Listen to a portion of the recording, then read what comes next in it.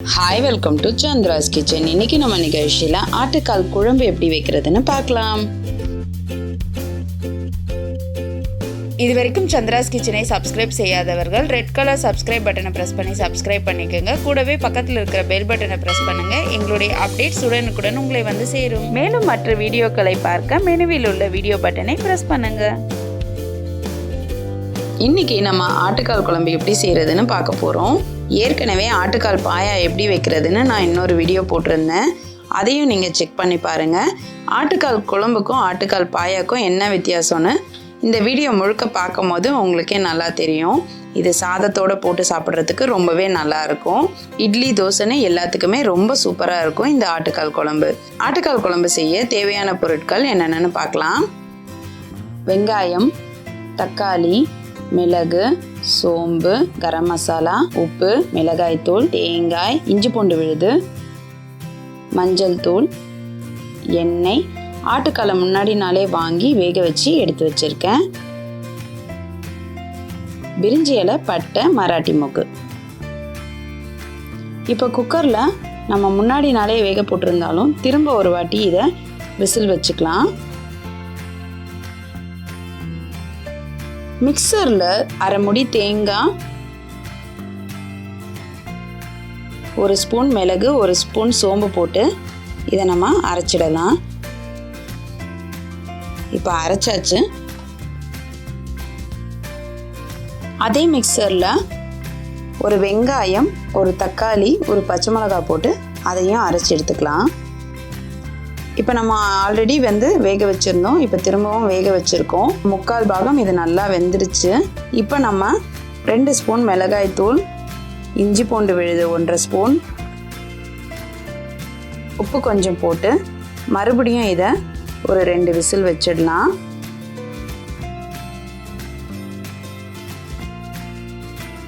இப்போ ப்ரெஷர் அடங்கிடுச்சு. ஆட்டுக்காலும் நல்லா வெந்திருக்கு.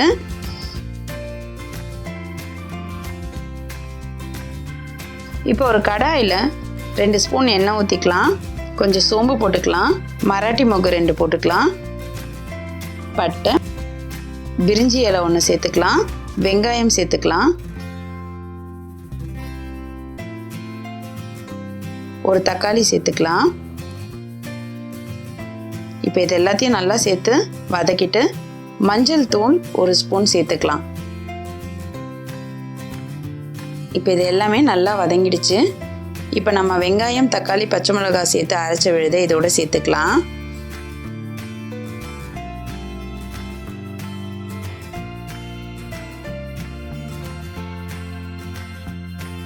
இப்போ இதை நல்லா வதக்கி விடலாம். 1 ஸ்பூன் இஞ்சி பூண்டு விழுதை இதோட சேர்த்துக்கலாம். இதையும் சேர்த்து நல்லா கலந்துட்டு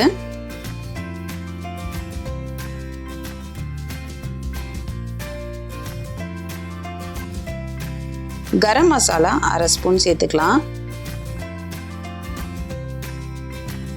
இப்போ இந்த மசாலாவுக்கு தேவையான அளவுக்கு கொஞ்சம் உப்பை இதோட சேர்த்துக்கலாம். சேர்த்துட்டு நல்லா வதக்கிடுங்க.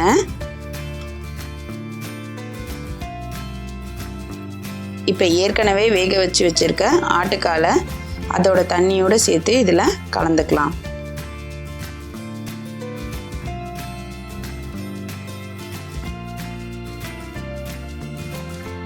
இப்போ இதை நல்லா கலந்து விடுங்க. இப்போ இந்த மிளகாய் வாசனை எல்லாமே போயிடும். இப்போ இதை நல்லா கலந்து விட்டுட்டு ஒரு கொதி வந்ததும் நம்ம அரைச்சி வச்சுருக்க தேங்காய் விழுதை இதோட சேர்த்துக்கணும். சேர்த்துட்டு நல்லா கலந்துடலாம்.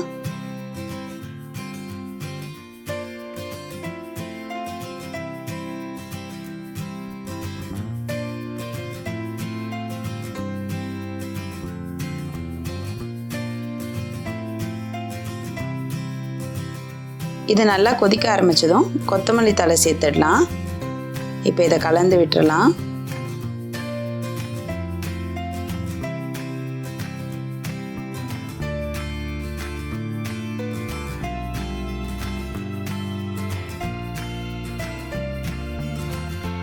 இப்போ சுவையான ஆட்டுக்கால் குழம்பு ரெடி ஆயிடுச்சு. நீங்களும் இதை உங்கள் வீட்டில் ட்ரை பண்ணி பாருங்கள். இதோட வாசனை ஊரையே கூட்டுற அளவுக்கு அந்த அளவுக்கு வாசனையாக இருக்கும். டேஸ்ட்டும் சூப்பராக இருக்கும். ட்ரை பண்ணி பார்த்துட்டு உங்களோட ஃபீட்பேக்கை எங்களுக்கு சொல்லுங்கள். மேலும் இது போன்ற சுவாரஸ்யமான தகவல்களை அறிந்து கொள்ள எங்கள் சந்திராஸ் கிச்சனை சப்ஸ்கிரைப் செய்யுங்கள். உங்களுடைய கமெண்ட் பாக்ஸில் போடுங்க. லைக் அண்ட் ஷேர் பண்ணுங்கள்.